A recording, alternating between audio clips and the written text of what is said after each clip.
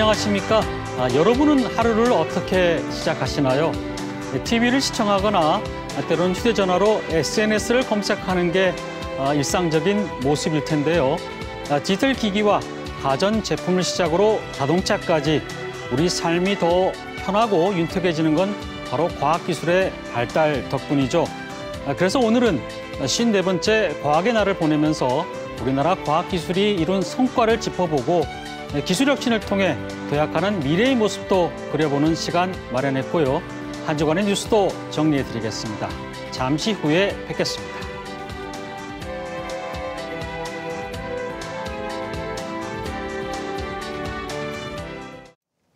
네, 뉴스 큐레이터 시선. 첫 순서는 취재기자의 솔직한 토크, 취재기자의 솔까말입니다. 보도국 김철진 기자 나와 있습니다. 안녕하세요. 안녕하십니까. 네.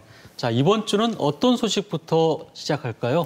네, 벼수매 대금을 받지 못해 전전긍긍하던 예산군 농민들이 한순간에 특수절도 가해자로 몰렸습니다. 네. 어찌된 일인지 관련 뉴스 먼저 보시겠습니다. 지난해 12월 미국 처리장 사기 사건으로 예산군이 발칵 뒤집혔습니다. 농민 200여 명이 한 해 농사지은 쌀 800톤을 미국 처리장에 넘긴 뒤 대금 13억 원을 받지 못한 겁니다. 대부분 70대가 넘는 고령의 농민들은 대책위원회까지 꾸려 미국 처리장을 사기 혐의로 고소했습니다. 여기에 피해를 호소했던 농민 200여 명이 최근엔 피의자로 신분이 바뀌어 경찰 조사까지 받았습니다. 범죄 혐의는 특수건조물 침입과 특수절도, 쌀만 받고 돈은 주지 않았던 미국 처리장이 돈 대신 보관하고 있던 쌀로 갚겠다며 창고를 열어줬고 농민들이 이를 들고 나온 게 화근이었습니다. 미국 처리장은 영광군 지방 공기업인 영광군 유통에 10억여 원을 받고 영광으로 보낼 정부 공공 비축미 600톤을 보관하던 중이었습니다. 이 쌀에 대한 소유권을 주장하는 영광군 유통이 불법으로 쌀을 가져갔다며 농민 212명을 고소한 겁니다. 농민들은 억울함을 호소했습니다. 하지만 미국 처리장 대표에 대해 경찰이 구속영장 카드를 꺼내들자 사건 흐름은 급변했습니다. 구속 위기에 처한 업체 대표가 결국 변제 의사를 밝히자 영광군 측이 이를 받아들이고 농민들에 대한 고소를 취하한 것으로 알려졌습니다. 결국 경찰은 예산군 농민에 대해서는 혐의가 없다고 판단해 사건을 종결했습니다.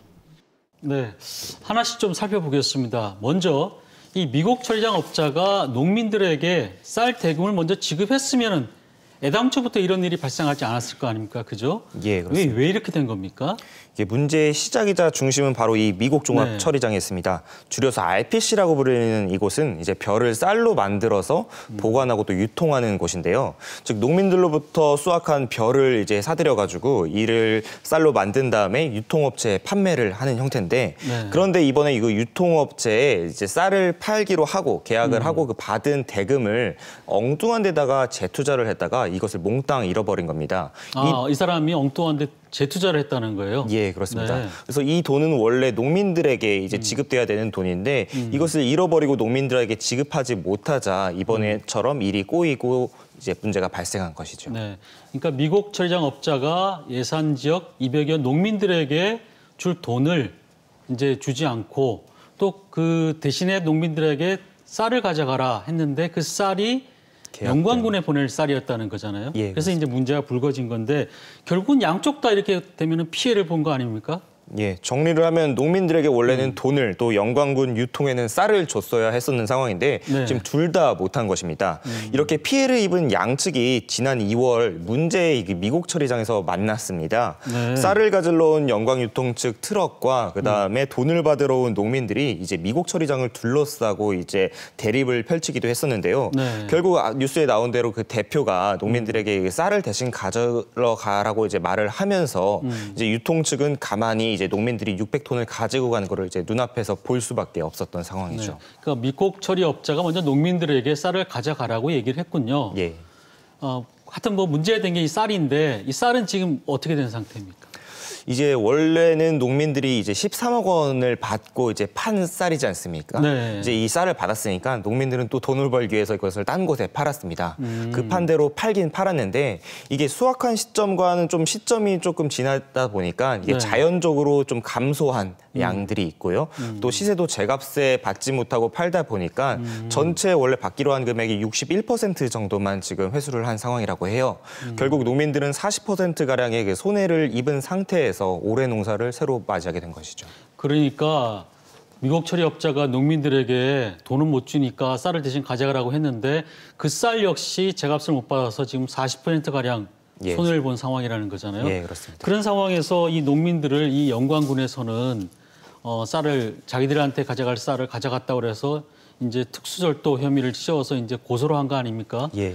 근데 아무리 그렇다 하더라도 이게 공기업일 텐데 영광군 유통이라는 데가 예. 이렇게 농민들을 이렇게 고발하는 게 저는 이해가 되질 않네요. 그렇습니다. 뭐 유통 측 입장에서야 농민들이야 뭐 쌀이라도 가져갔지만은 본인들은 대금 10억 원을 지금 낸 상태에서 아무것도 받지 못했다라고 이제 피해를 더 주장한 상황이긴 했는데 네. 다만 이 피해는 RPC, 그러니까 미국장에다가 청구를 해야 되는 거지 농민들한테 호소할 것이 아니었거든요. 더군다나 이 유통업체가 일반 기업이 아니라 영광군과 영광군 농민들이 출자해서 만든 공기업입니다. 네. 즉 여기 구성원들도 농민들이라는 것인데요.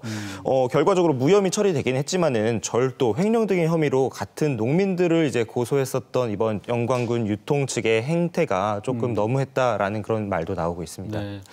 뭐 영광군 유통 측의 입장도 이해가 안 되는 건 아닙니다. 뭐 손해를 본 상황이니까 이해는 안 되는 건 아니지만 어떻게든 미국 처리업자를 상대로 해서 뭐 해결할 방법을 찾았어야지 이 농민들까지 걸고 넘어간 거는 좀 저도 문제가 있다는 생각이 좀 들고요. 자, 여기서 취재기자의 솔까말 들어볼까요?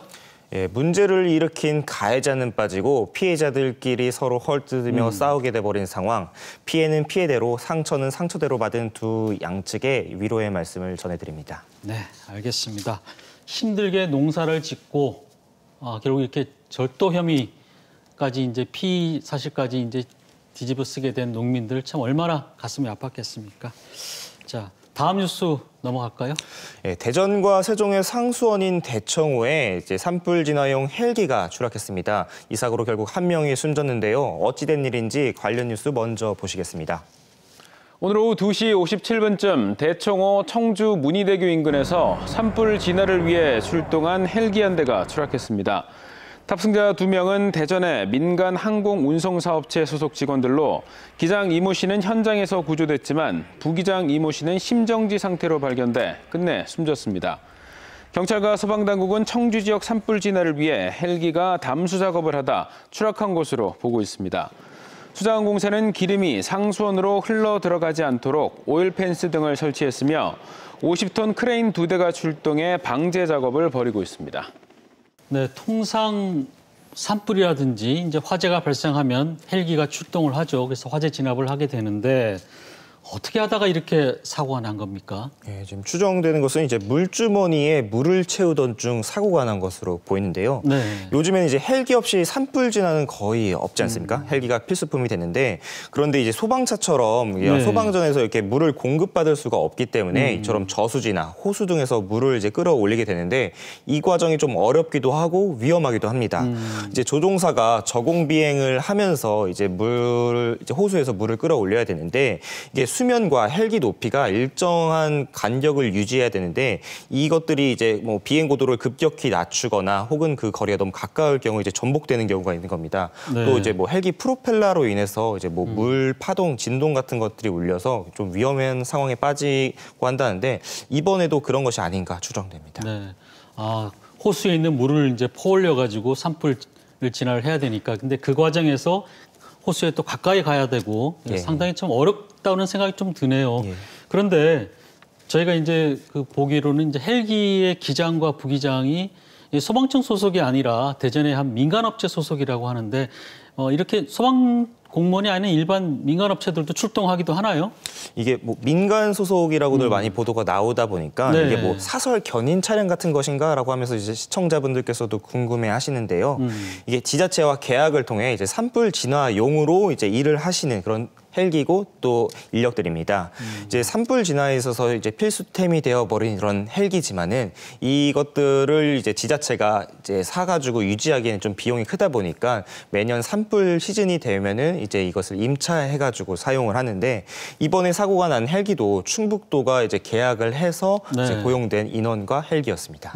공무원은 아니지만 어쨌든 이제 공무를 수행하는 그런 이제 분들이네요. 참 안타까운 인명사고인데 다행히 이제 두 분 중에 한 분 기장은 이제 살아나셨다고 하는데 구조됐다고 하는데 그렇다면 여러 가지 사고 원인에 대해서도 좀 얘기가 나올 것 같은데 어떻습니까? 예, 아무래도 현장에 있었던 당사자기 때문에 그분들의 진술이 무척 중요할 것 같고 또 다행히 부상 정도가 심하지 않기 때문에 곧 조사를 받게 될 겁니다. 이번 조사의 경우는 이제 국토부의 항공철도 사고조사위원회에서 맡게 되는데요. 이제 당시 뭐 기류 변화, 조종 문제, 또 기체 결함까지 다양한 가능성을 두고 이제 조사가 진행 중입니다. 네. 무엇보다도 이제 헬기에는 이제 블랙박스가 있기 때문에 네. 이것을 확보해가지고 이제 조사하는 것이 중요한데 이제 20m 아래로 빠진 지금 헬기를 인양하는 작업이 시작됐다고 하니까 이것도 곧 밝혀질 것 같습니다. 지금 대청호 밑에 헬기가 추락해 있는 상태군요. 예, 그렇습니다. 그렇다면은 저희가 사실 참 한 분의 안타까운 사고 가슴 아프긴 하지만 한편에서는 또 이게 상수원 보호구역이 아닙니까?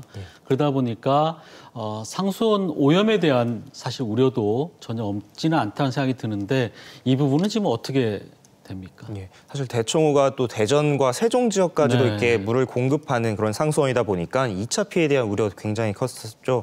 특히 사고 지점과 약 3km 떨어진 곳에 이제 물을 이제 길러 오르는 취수장이 있었기 때문에 네. 더욱 더 우려가 컸는데 다행히 아직까지 뭐 기름들이 유출돼서 오염됐다라는 것들은 보고되지 않고 있습니다. 수자원공사 측은 이제 뭐 기름이 유출되게 되면 이제 뭐 물고기가 집단 폐사한다던가 그런 것들이 나타나는데 다행히 그런 집단 폐사 현상 등은 지금 없었다고 밝혔고요.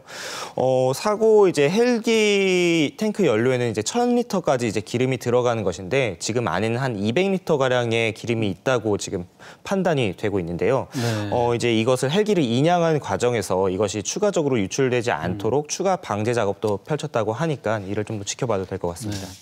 대청호에 아주 가끔씩은 차량도 빠지기도 하고 그러니까 우리가 생각하는 만큼 아주 상수원이 오염되거나 그렇지는 않을 거라는 생각도 듭니다. 예. 네, 김철진 기자 오늘 수고했습니다. 네, 고생하셨습니다.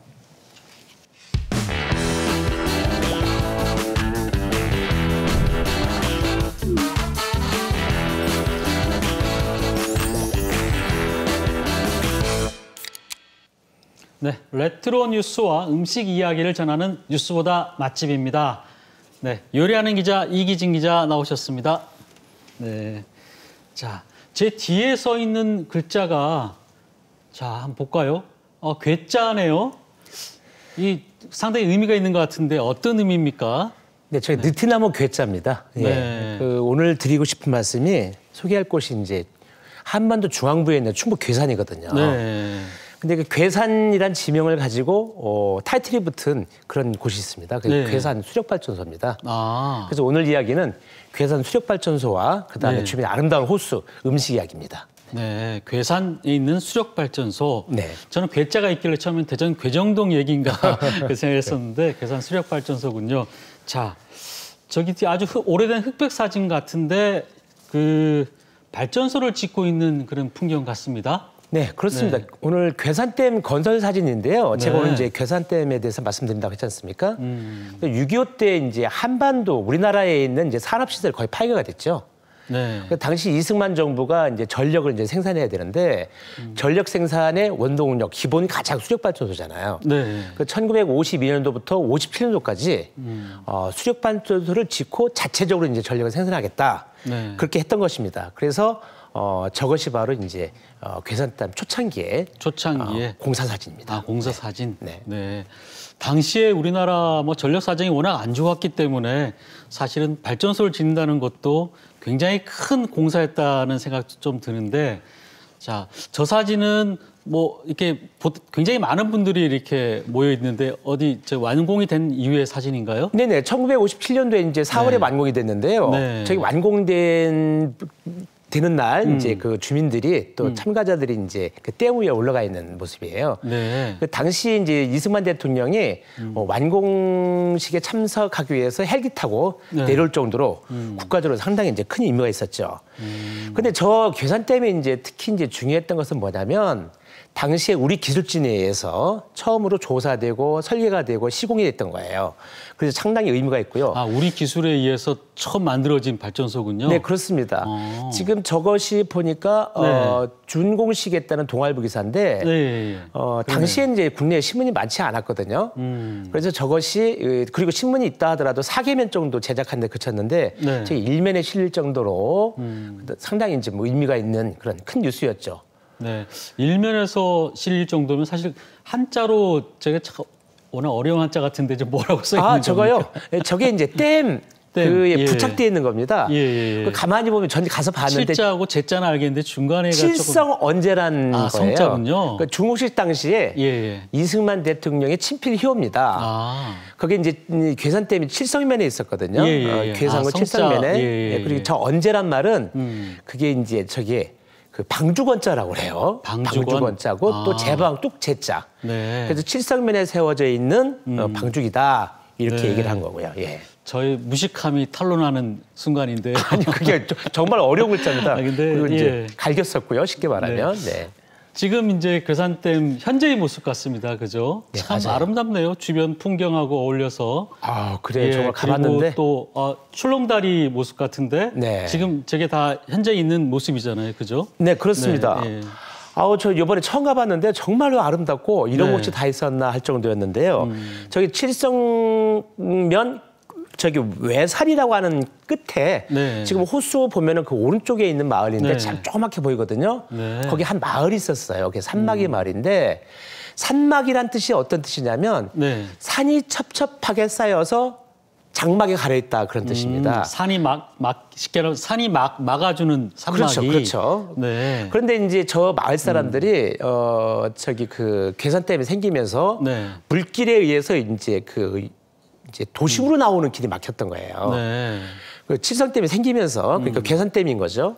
그러니까 그 산 비탈길로 조금만 길을 내기 시작합니다. 그곳으로 이제 막내를 했는데 그곳이 2011년도부터 알려져 가지고 네. 지금 이제 유명한 저렇게 관광지가 됐고 그다음에 주차장도 생겼고 네. 많은 사람들이 이제 다니게 된 거죠. 그것이 바로 산막이 옛길입니다. 예.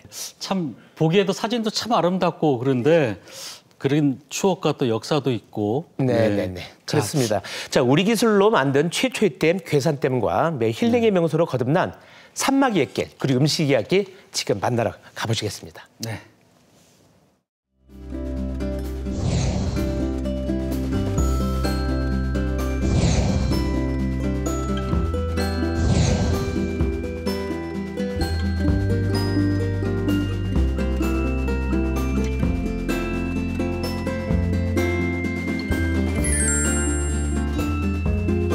제가 드디어 괴산에 왔습니다. 오다 보니까 물도 맑고 그다음에 뭐 산도 깊고 마치 동양화 같아요. 지금 보면 남쪽은 벚꽃이 거의 졌는데 지금은 벚꽃 한창인 것 같아요. 제가 살면서 충북에 많이 와봤는데 이 괴산은 처음이에요. 지금 보니까 드디어 이 괴산 수력발전소 괴산댐이 눈앞에 쫙 펼쳐지네요.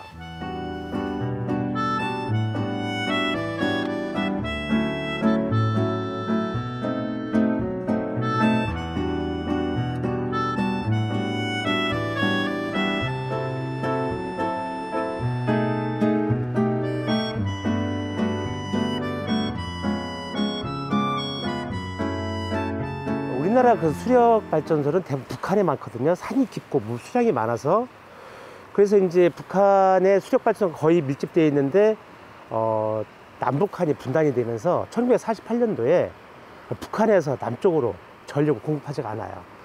그래서 이제 당시 이승만 대통령이 이제 남한에도 수력 발전소가 필요하다 해서 선정한 곳이 또 괴산댐이죠. 준공 당시 이승만 대통령의 희호가 있거든요.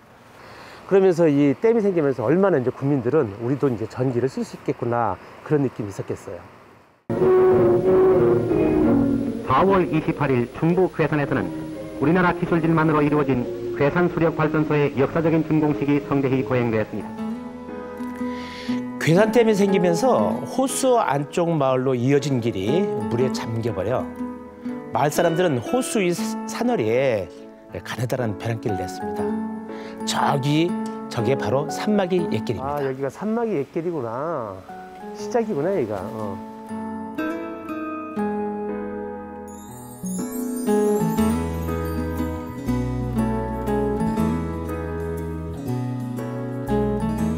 옛날 얘기입니다. 옛날에 있던 길은 발전소가 생기면서 수몰됐고, 이제 수몰되면서 수위를 따라서 다시 설정된 길이 현재의 길이고 산막의 옛길이에요, 이것이. 그러면 그때 당시만 해도 우기에는 전부 시집장가도 일로 가고 관공서도 일로 가고 생활의 통로가 이거 하나예요. 그런데 이제 그 이후에 참 수몰되면서 배도 생기고 뒤로 임도가 생겨서 이제 지금은 아주 도효지 같죠.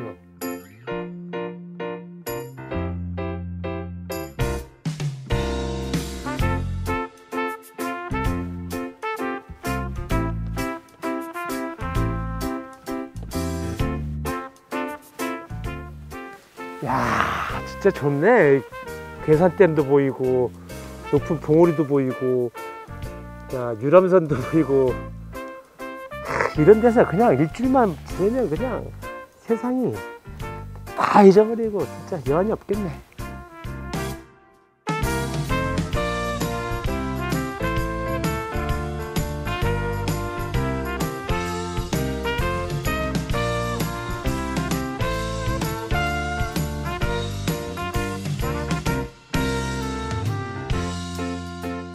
제가 오늘 괴산댐하고 산막이 옛길을 봤는데요. 산막이 옛길 입구에는 토속 음식점이 많아요. 근데 제가 오늘 먹을 음식은 어떤 것이냐, 오다 보니까 매운탕집이 이렇게 많더라고요. 그래서 오늘은 제가 매운탕을 먹겠습니다. 민물 매운탕인데 어떤 어종이냐, 그것은 잠시 후에 공개하겠습니다.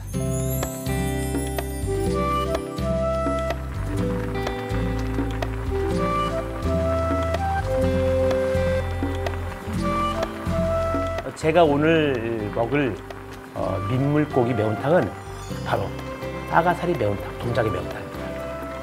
충북은 우리나라에서 유일하게 그 바다가 없는 곳이에요. 그러다 보니까 이 내수면이라고 하죠. 안에 있는 뭐 호수나 이런 데에서 내수면 양식이나 뭐 어업이 좀 이렇게 발달되어 있습니다. 그러다 보니까 민물고기 그 조리법도 다른 지역보다 훨씬 앞서 있는데요.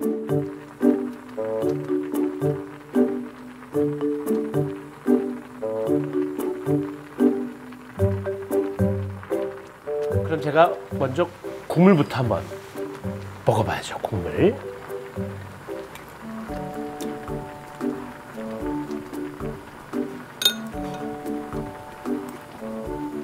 이 사람의 취향마다 매운탕을 좋아하는 선호도가 다 틀린데, 저는 이제 좀 걸쭉한 걸 좋아해요. 국물 맛이 느낌이죠, 이제.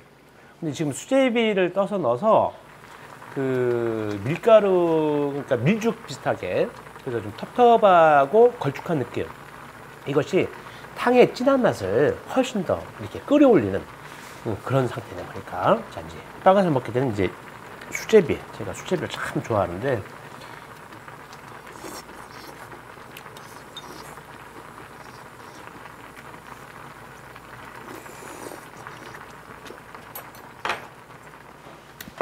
이제 기본적으로 물 플러스는 이제 본격적으로 이제 동작의 빠가사리를 먹어보겠습니다. 빠가사리. 크기가 뭐 꽤 큰데요, 보니까. 뼈가, 민물고기는 뼈가 좀 억센 편이에요. 그래서 좀 드실 때 조심해서 드시고. 생물이라 그런지 속이 뽀얗고 선홍색 깔을 띠고 있네요.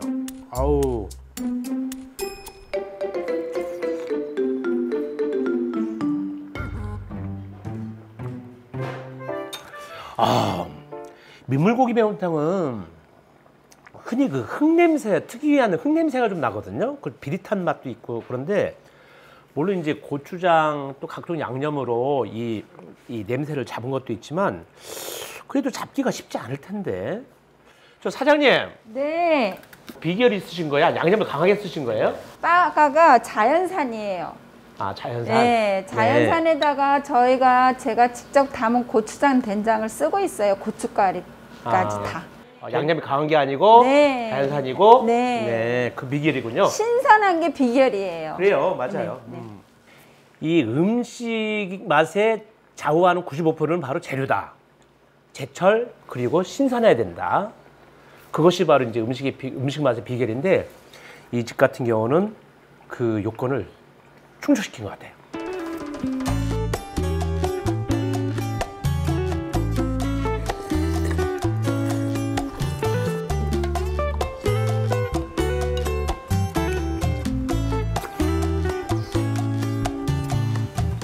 사장님, 네. 자꾸 불러 죄송한데요. 네.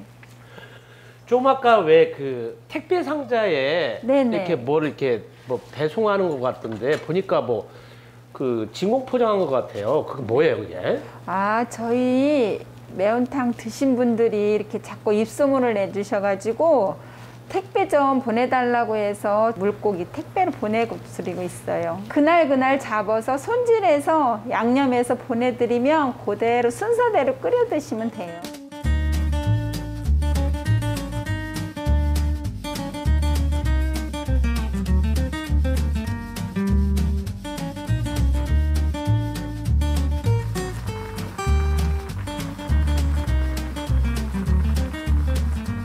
자, 그런데 왜 빠가살이라고 하는지 궁금하지 않으세요?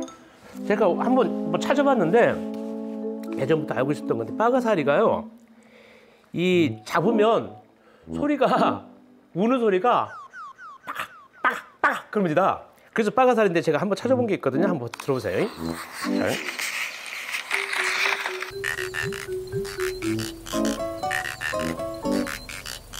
그렇죠.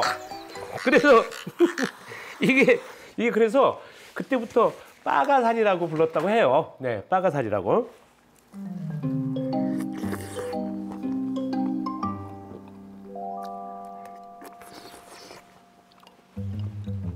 근데 이 PD.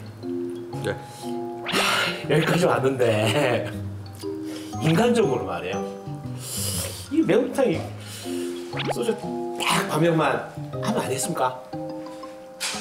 네? 반병이요? 네, 반병만. 촬영도 거의 끝났잖아요. 그러시죠.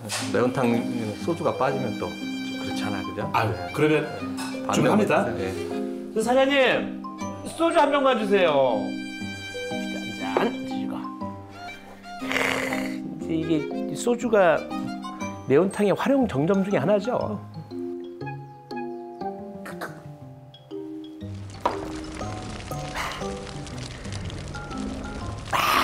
끌어올리네. 아주 매운탕 맛도 끌어올리고 그냥 촬영도 거의 끝났고 자 이제 먹겠습니다. 우리 기술로 지은 최초의 수력발전소와 함께 천혜의 비경을 간직한 산막이 옛길 그리고 갓 잡아 올린 동작의 매운탕이 속을 뻥 뚫어주는 곳 눈과 입 오감이 즐거운 그곳은 바로 괴산입니다.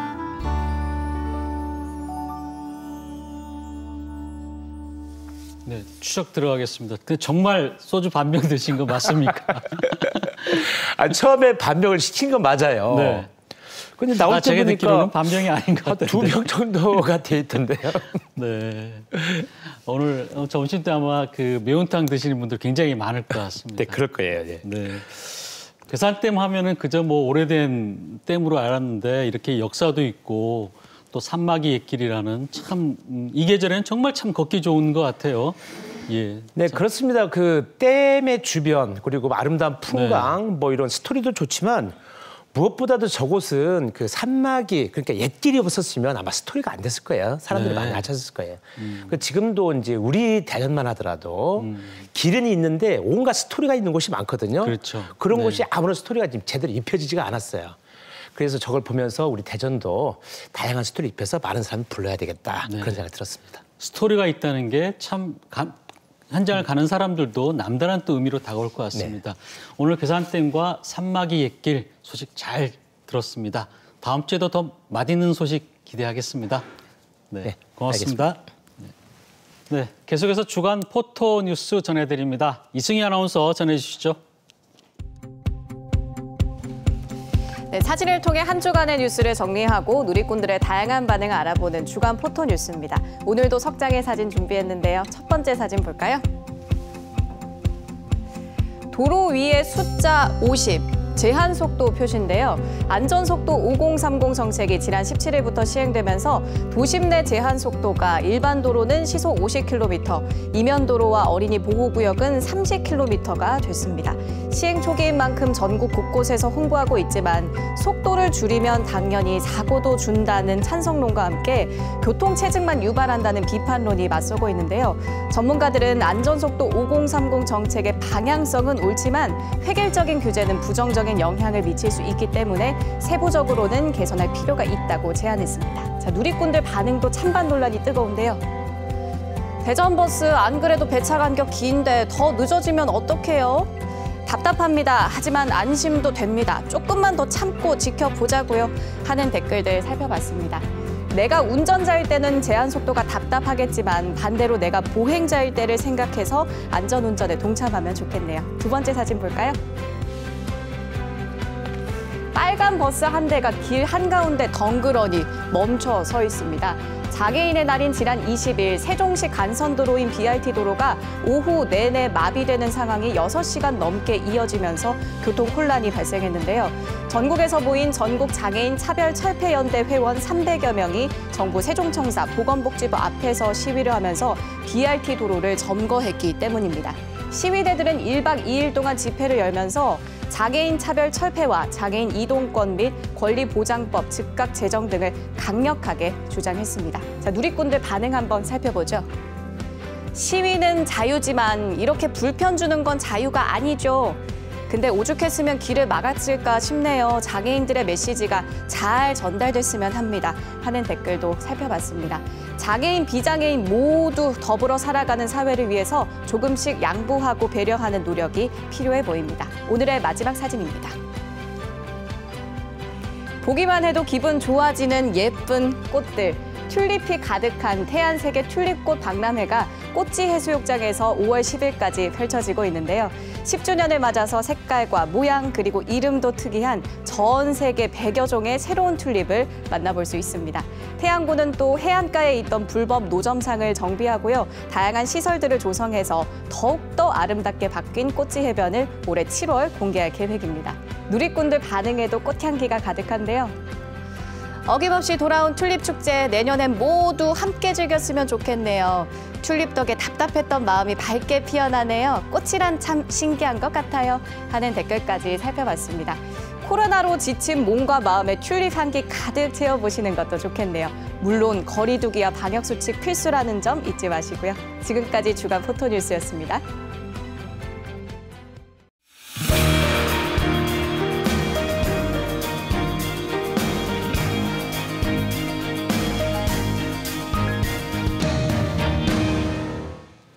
네, 지난 21일이 과학의 날이었죠.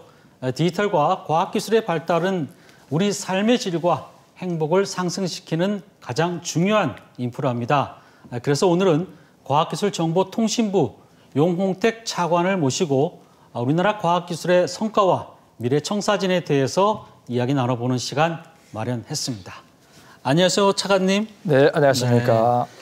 제가 알기로 과기정통부 차관에 1차관에 취임하신 지가 한 달 정도 된 걸로 알고 있습니다. 네, 그렇습니다. 우리나라 대표적인 테크노크라트 기술관리라고 하죠. 그렇게 알려져 있는데 어때요? 취임 소감 간단하게 좀 부탁드릴까요? 네, 코로나19 영향으로 세계적으로 많은 어려움을 겪고 있는 그런 상황에서 과학기술정통부 1차관으로 중요한 직무를 맡게 돼서 무거운 책임감을 느끼고 있습니다. 차관으로 임명될 당시에 많은 분들이 축하 문자와 함께 연구 현장에 신바람을 부어 넣어달라는 그런 희망상을 보내줬습니다. 그래서 앞으로 저는 이 신바람에 중심을 두고 정책을 펼쳐 나가고자 합니다. 네, 신바람 나는 과기정통부 한번 기대해 보겠습니다. 바로 직전까지 연구개발 정책실장을 맡으셔서 아마 여러 분야에 걸쳐 잘 아실 거라 생각되는데 현 정부 출범 후 4년 동안의 과학기술의 성과라고 그러면 어떤 것들이 있을까요?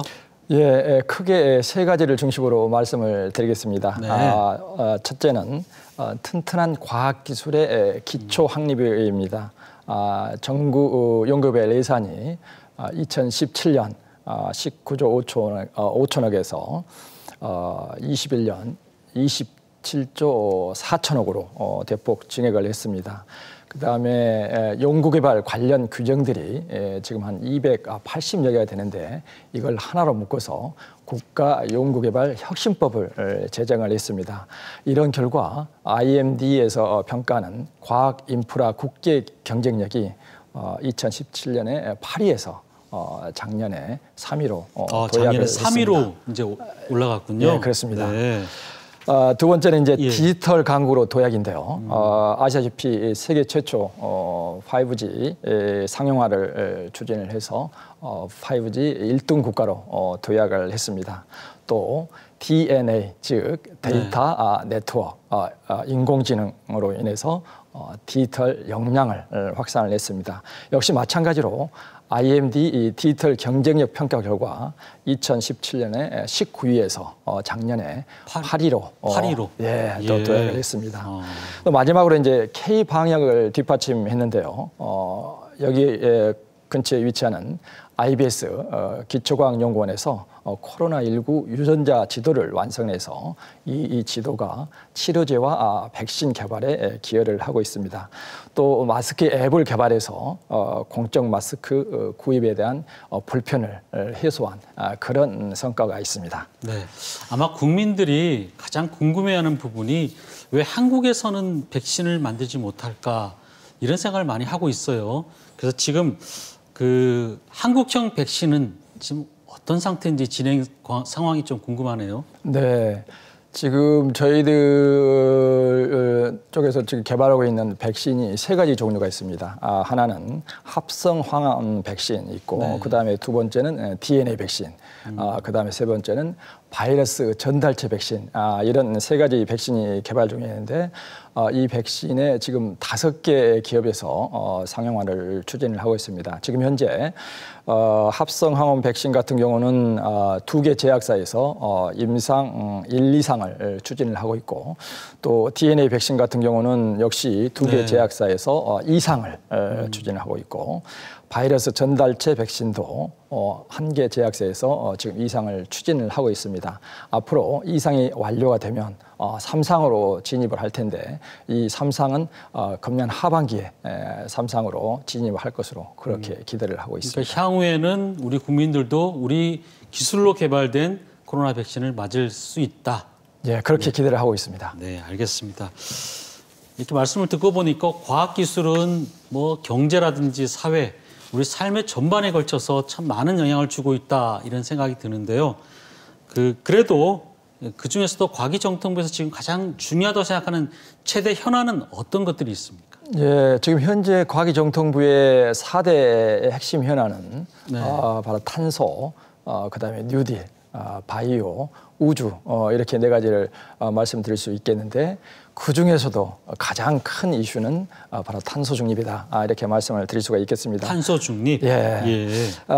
탄소 중립은 이 세계적인 추세인데요. EU가 2019년에 탄소 중립을 선언을 했고, 그 이후에 중국, 일본, 한국이 탄소 중립을 선언을 했습니다.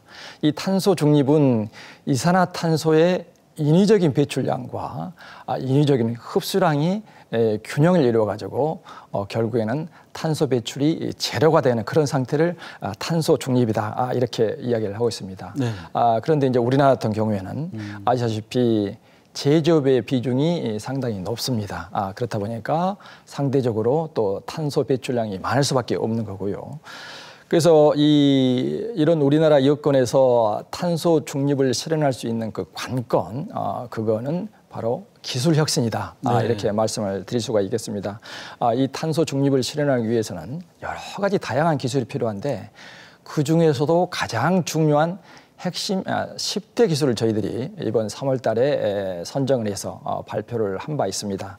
그 10대 핵심 기술은 태양광, 풍력, 그다음에 바이오 에너지, 수소 이런 신재생 에너지와 그다음에 철강, 시멘트, 석유, 화학 같은 고탄소를 저탄소화하는 이런 공정 연료 기술, 그다음에 친환경 수송 기술, 그다음에 제로 에너지 건물 기술, 네. 그다음에 이렇게 한다 할지라도 탄소가 배출되게 되는데 그 탄소를 포집을 해서 저장을 하거나 아니면 그 탄소를 활용하는 CCUS 기술이 바로 이 10대 핵심 기술에 포함이 되어 있습니다. 탄소 중립의 가장 큰 과제가 어떻게 보면 실효성이 아닌가 이런 생각도 좀 듭니다. 왜 CF에도 이런 말이 있잖아요. 정말 좋은데, 참 좋은데 이 탄소 중립이 좀 그런 게 아닌가 생각이 좀 들어요. 네. 참 좋은데 이 경제성 문제 때문에 석탄이나 석유에 의존할 수밖에 없는 게 참 어떻게 보면 어두운 현실인데 그렇습니다. 과학기술에서 이런 부분들을 해결할 수 있다면 참 좋을 거다 이런 생각 좀 들고요. 네. 과기정통부의 또 업무 중요한 업무 중 하나가 아까 우주 기술이라고 했는데 지금 우주 기술 같은 경우에는 어떻게 진행이 되고 있습니까? 예, 그 먼저 이제 인공위성을 말씀드리겠는데요. 인공위성 하면 우리 그 로드맵상에는 37개가 나와 있습니다. 네. 먼저 지금 임무를 완료한 위성이 9개 위성, 그다음에 지금 현재 운행 중인 위성이 또 8개, 또 개발이 진행 중인 위성이 8개, 그다음에 나머지 12개가 지금 이제 개발을 예정 중에 있습니다. 최근에 이제 500kg급 차세대 중형위성 1호가 성공적으로 발사가 돼서 네. 지금 운영이 되고 있는 상태입니다. 다음으로 이제 이 발사체인데요. 발사체는 아시다시피 2013년에 나로호가 성공적으로 발사가 됐고, 그다음에 2018년에 이 누리호의 전신인 시험 발사체가 또 발사가 성공적으로 진행이 됐습니다. 금년 10월에는 이제 누리호가 발사가 되겠고요. 그 다음으로는 이제 소형 발사체 발사장이 나로 우주센터에 건립이 되게 됩니다. 그 한미 미사일 지침에 따라서 이제 소형 위성에 대한 수요가 굉장히 활발하게 제기될 걸로 그렇게 생각을 하고 있습니다. 그래서 나라 우주센터에 이 민간 기업의 그런 수요를 충족시킬 수 있도록 발사대를 건설하는 계획을 갖고 있습니다. 마지막으로 이제 우주 탐사 관련된 그런 부분인데요. 네, 다 궁금해한 게 다들 달에 언제 갈 것이냐. 예, 그렇습니다. 참 궁금해하죠. 예. 네. 지금 현재 달 궤도선이 내년 8월 발사를 목표로 안정적으로 건설 중에 있습니다. 그래서 그 달 궤도선에는 국내에서 제작한 탑재체가 5종, 그다음에 나사에서 제작한 탑재체가 1종 이렇게 해서 총 6개의 탑재체가 탑재돼서 네. 궤도선으로 올라가게 됩니다. 네, 우리나라 과학기술의 미래는 제 생각에 청년 연구자들에게 달려있다 해도 과언이 아닌데요. 제가 알기로 과학기정통부에서도 이 부분에 대해서 많은 노력을 기울이는 걸로 알고 있습니다. 이 청년 연구자들이 보다 더 창의적이고 또 그 도전적으로 연구할 수 있는 환경 만들기 위해서 지금 어떤 노력들이 진행이 되고 있습니까? 네, 말씀하신 것처럼 그 도전적이고 창의적인 연구 성과는 주로 이제 젊은 과학자를 통해서 많이 나오고 있습니다. 이런 그 젊은 과학자의 중요성을 저희들이 감안해서 교육부하고 저희 과학기정통부가 역할 분담해서 지원을 하고 있습니다. 교육부 같은 경우는 젊은 과학자에게 혜택이 고루 갈 수 있도록 뿌려주는 어떤 그런 지원을 하고 있다 하면은 과학기술정보통신부는 수월성 위주로 젊은 과학자에게 선택과 집중을 해서 지원을 하고 있다. 이렇게 말씀드릴 수가 있겠습니다. 그런데 우리 젊은 과학자에게 지원하는 그 핵심 3대 사업이 있습니다. 먼저는 신진연구 사업인데요. 이 신진연구 사업은 예를 들자면 외국에서 박사학위를 받고 국내에 처음 들어오는 이 박사후 연구원은 국내 연구비 시스템을 잘 모릅니다. 그런 박사후 젊은 연구자에게는 생애 첫 연구 지원을 해줘서 우리 아파트처럼 그렇습니다. 생애 첫 연구 지원 안정적이고 독립적으로 연구할 수 있는 그런 길을 열어주고 있고요. 그 다음에 이제 세종 펠로십 연구가 있습니다. 우리가 박사를 받게 되면 보통 이제 지도 교수의 이제 그 지도하에 움직일 경우가 있는데 그런 걸 좀 이렇게 보완하기 위해서 그 연구 기관을 자유롭게 선택하고 또 연구 주제도 그 박사후 연구원이 스스로 자유롭게 선택할 수 있는 그런 펠로십 프로그램을 좀 운영을 하고 있고요.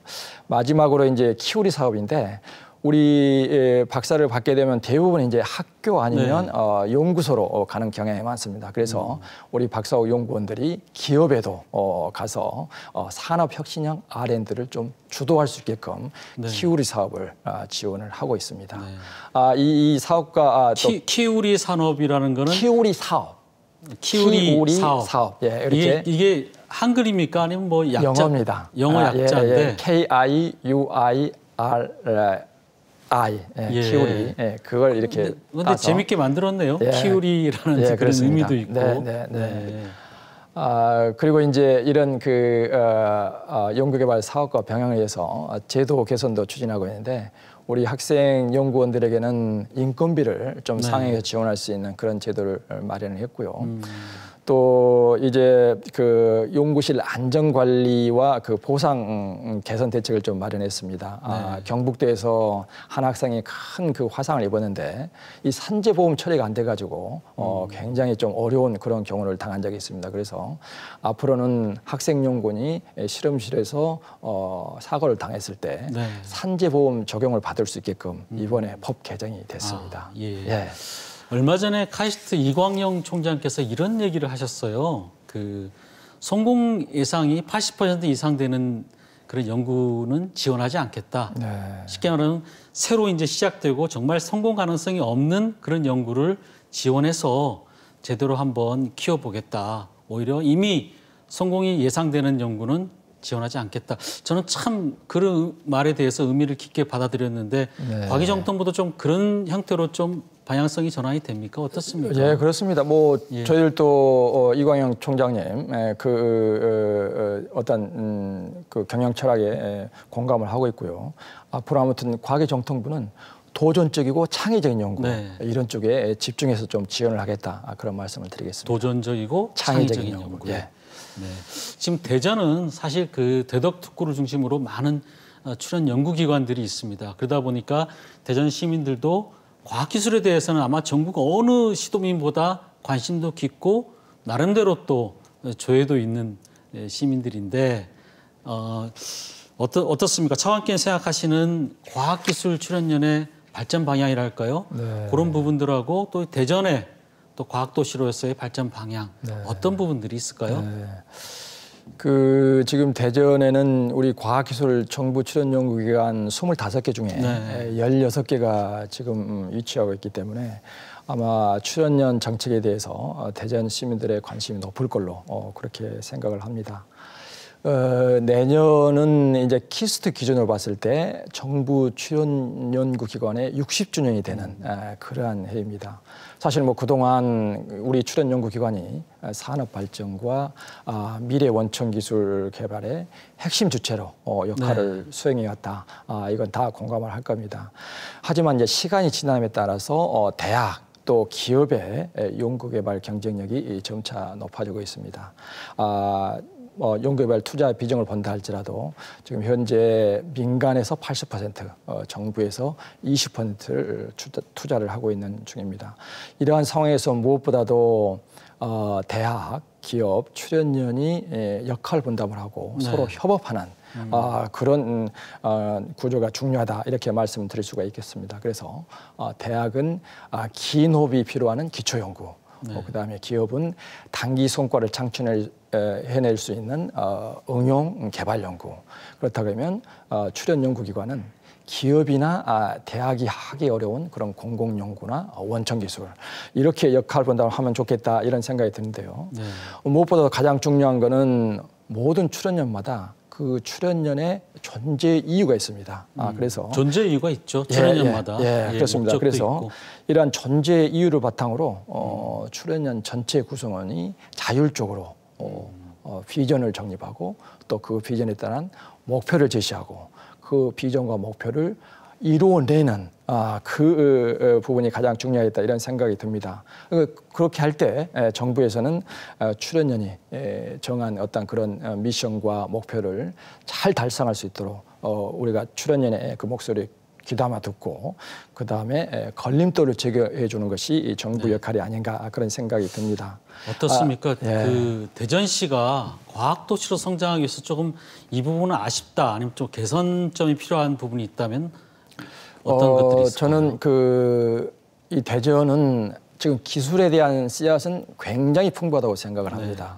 지금 뭐 유수한 카이스트, 그다음에 IBS, 또 뭐 충남대 여러 가지 이제 그 기술 개발하는 그런 주체들은 굉장히 많이 포진되어 있는데 이 기술 개발 씨앗을 잘 인큐베이팅해서 이걸 창업으로 이어지는 스타트업 문화는 대전이 좀 부족하다 이런 생각이 듭니다. 그래서 앞으로 대전이 과학도시, 과학수도로 완성되기 위해서는 이 스타트업의 붐이 필요하다 그런 생각을 하고 있습니다.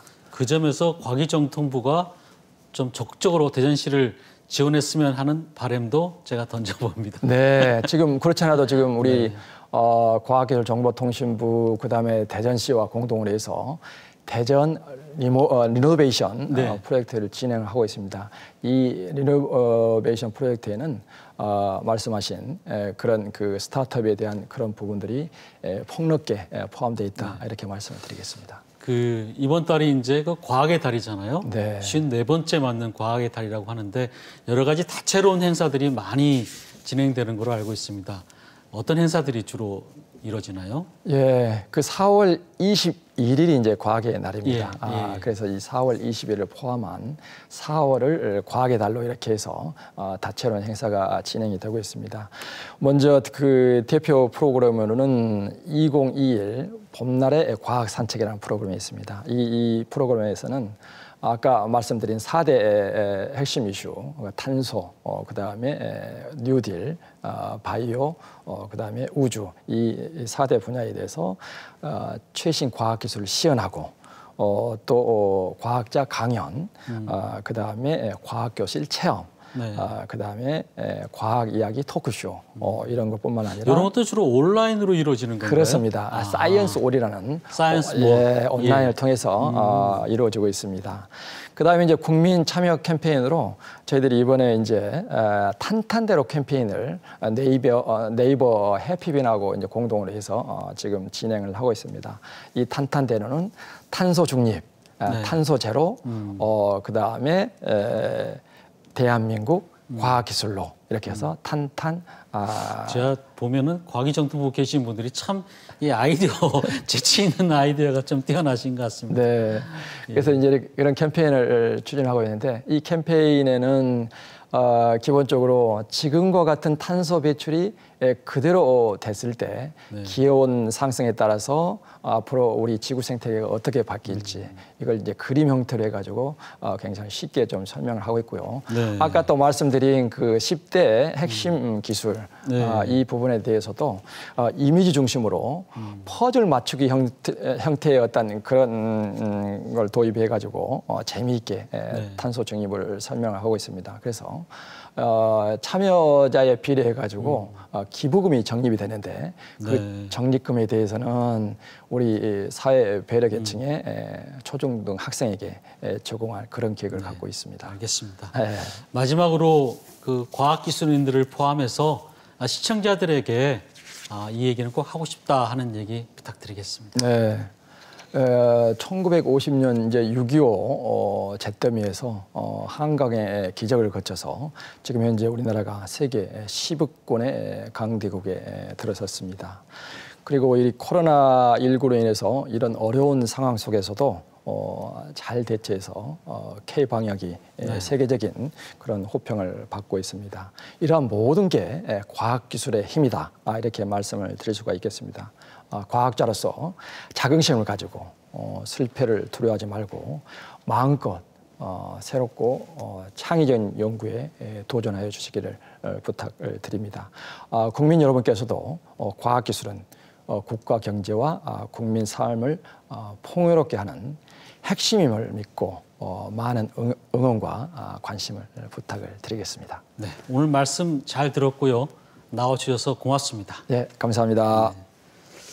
네, 과학기술의 혁신과 디지털 뉴딜로 코로나를 극복하고 도약하는 대한민국의 미래를 위해 더욱 애써주시기를 바라면서 뉴스 크리에이트 시선 여기서 마치겠습니다. 함께해 주신 여러분 고맙습니다.